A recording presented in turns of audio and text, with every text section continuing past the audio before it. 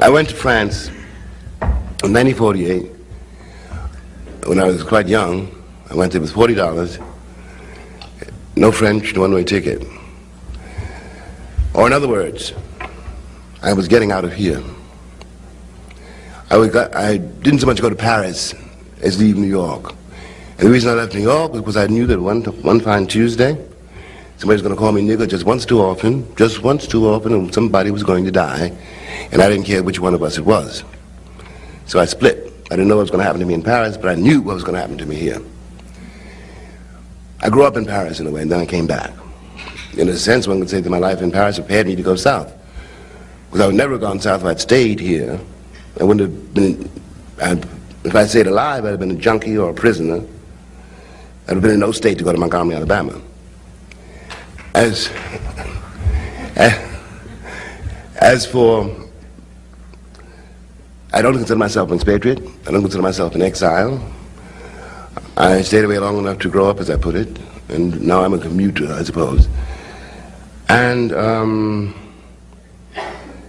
the doctrine of white supremacy, which is what I mean by racism, comes out of the so-called old world. It wasn't born in America, it was brought here.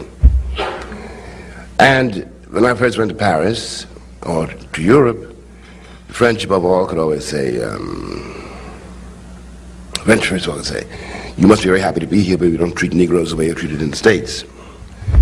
And we're not racist like Americans are.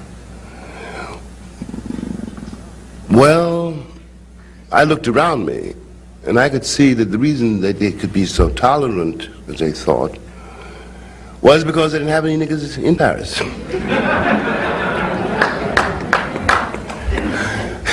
They were working for them far away, you know, Senegal, Algeria, and so forth. And so it was not a part of the social fabric. And of course it was very good for me in a way, except my mama didn't raise no fools, you know. I realized almost at once that the Algerian was a nigger in Paris. Because I was poor, I was with them, in the same jails with them, the same hotels, sleeping in shifts. Another way we were treated. And in a way, that's what drove me home, because I could see that what was happening in my country was the same thing that was happening in France. And since I was not French, couldn't do anything there, I came home because I didn't want to duck it. Now the doctrine of white supremacy, which seemed to have affected Europe less, the cities of Europe, London, Paris, Belgium, Berlin, it's come back to Europe